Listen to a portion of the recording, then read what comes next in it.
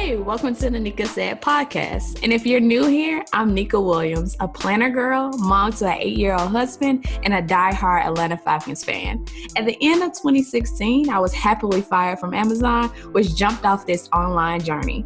After signing 2 clients within 10 days and booking out my services as a virtual assistant, I was thrown as the Facebook queen and Coach Nika was born. All that to say, I'm a virtual assistant and a VA coach helping women realize they don't have to choose between work and their family. You can have both. And if you're looking for financial freedom while also having family focus, this is the podcast for you. You'll learn how to grow a business that fits into your personal life and not the other way around. Hey y'all, welcome back to another episode of the Nika Said podcast. And today I want to talk about time management. This is something that a lot of virtual assistants think about when it's too late. I know you want a full client list and to hit your income goals, but what happens when you finally accomplish that? You need to prepare so you're not drowning when you manifest what you truly want. Time management is so important to avoid mistakes, burnout, and overwhelm. Today, I'll be sharing my favorite time management strategies to help you work smarter, not harder. The biggest time management challenge for virtual assistants is distractions, task overload, and poor scheduling.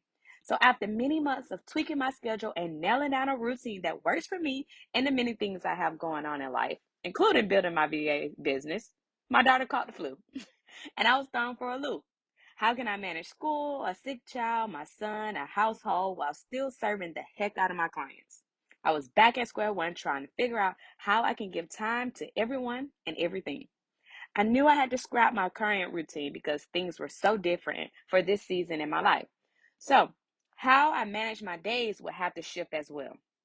My priority was my sick baby, and everything revolved around her sleep and medication schedule.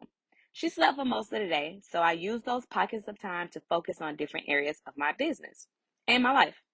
After her first dose of meds and her nap, I would check in with clients and batch a lot of my client work for the day. Second nap was for school assignments. I would have lunch, and in her case, I would be keeping her hydrated, and then it will be time for my son to get home. So a daily check-in with him, snack, and I could also plan client meetings while he sat in with his sister. Late afternoon is when I could focus on working on my business, like pitching, creating content, etc., and then wrap up my day to focus on dinner, household chores, and prepping for the next day. I work best in time blocks that have like a theme focus. Constant shifts between unrelated tasks waste more time for me, so I like to batch tasks and projects that go together. You have to find the right strategies and balance that work for you, your life, and your business. So don't be afraid to instill any kind of boundaries. I like to end my workday around 3 p.m., so I'm knocking out business tasks early in the day so I can focus on my kids when they are home. Prepping for the day before with my top 3 priorities can help me be very strategic and focused when I tap into whatever I'm working on the next day. So like school, business, house, kids, etc. Because I know exactly what I need to do. Here are a few of my top time management hacks. First, time blocking and batch working. Like I mentioned before, I group similar tasks together to be more streamlined and productive in shorter periods of time. It keeps you in flow. When you're constantly switching between projects, trying to regain focus on something completely different, tasks just take more time than you think. For example, checking emails at set times instead of all day makes more sense. Mornings make more sense for me to check emails, boxing messages, etc., to check the posts of all of my clients so I know if there's anything I need to add to my list for the day. And then I don't check it again until later. Constantly checking emails can throw you off and interfere with your flow, and you'll get less done than if you will stay focused on your current task list. Next, the Pomodoro technique. I know you have heard me say this time and time again, but it's magic in setting a timer. Working in sprints make you more productive because you know you don't have any time to waste. Also, having short breaks between keeps you motivated and helps you to avoid burnout. For example, I set a time to work on client tasks, have a short break to decompress, have a snack, etc., and then set another timer to work on my business priorities for the day, maybe pitching, creating content, etc. Prioritization strategies. I like to have my top 3 for today. 1, is for the lifeline of my business, serving clients.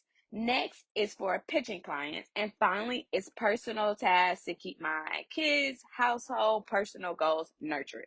You need to know where your focus needs to be so you can have a clear plan on where to start and what needs to be done. Automating repetitive tasks. Let's be honest. We have a limited amount of time each day, so we have to work smarter, not harder. And automating is how you do this. Any repetitive task needs to have some kind of automation around it, no matter if it's creating templates, automated emails, or scheduling social media posts. Automation saves time and allows for higher value work. The last thing, setting clear boundaries. I have been called the queen of boundaries because I'm very transparent with my clients on my working hours, my communication hours, and expectations from sales calls to team meetings. This is very important because it provides the clarity that everyone needs to thrive and be productive. I want my clients to know I have a 24 to 48 business hours turnaround time so they can know not only when to expect completed tasks, but also when to delegate tasks in time to be completed by their desired date. This also gives you enough time to serve other clients, handle any unexpected issues, or personal emergencies. For some of my must-have tools, make sure you check out my top tech tools for virtual assistant podcast episode, where I dive into task management tools such as Asana, Trello, or ClickUp, time tracking tools like Toggle or Clockify, and automation tools like Zapier or IFTTT. All of these tools streamline work and improve efficiency, so it's a must no matter what stage you're currently at in business. But let's jump into the best thing I ever did for my business and how I was able to grow and go full time in my business for almost 10 years. My 10-year anniversary is coming up in December, and I can't be more proud of myself. So, creating a sustainable work routine is the main thing that has kept me in business for so long. And I want you to know this has changed over the years. When I first started, my son was 5 and in kindergarten, and I had just lost my job. So I had 6 full hours to focus on my business. However, a few years later, I was pregnant with my daughter, managing 7+ clients, and then had to learn to manage my business while chasing a toddler. Creating a daily or weekly schedule that minimizes burnout is essential no matter what's going on in your life. I literally sat down with my daily calendar, mapping out nap time for my toddler, when I could have client calls, and when I could complete client work, when laundry would get done, and when I would cook dinner. Nothing was left off the list because I needed a designated time for everything. That way, I knew I was pushing my goals in every area of my business. In that schedule, I made sure I had time for myself and things I enjoy to maintain a work-life balance while staying productive. I always schedule at least 1 to 2 off days so I am re-energized to be able to focus and be productive during my working hours. Remember, you need to experiment with different techniques and find what works best for you. It will take time, tweaks, adjustments to find a routine and schedule that works for you. Every week, month, I complete reviews to see what went well and what I need to adjust. All right, y'all. So let's wrap this thing up. We covered a lot today: time blocking, batch working, the Pomodoro sprints, prioritization, automations, and boundaries. But here's the real challenge. What's one thing you can change this week to start managing your time better?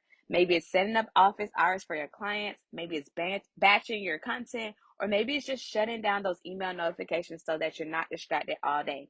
The key here is action. Don't just listen to these tips. Try one out and see how it shifts your workflow. And if you're still feeling overwhelmed, DM me on Instagram at Coach Nika your biggest time management challenge. Let's troubleshoot this thing together, because at the end of the day, time management isn't about doing more. It's about doing what matters better. But until next time, keep working. Thank you so much for joining me today, and make sure you check back next week for another amazing episode with actionable tips to grow your online business. In the meantime, leave a review and let me know your thoughts on today's episode. And if you want to see what I'm up to, check out my Instagram page at Coach Nika. Come hang out with other women on the same journey in the private free Facebook group, the Virtual Assistant Club. And remember, every day you're one step closer to the dream life you want. Keep going, girlfriend.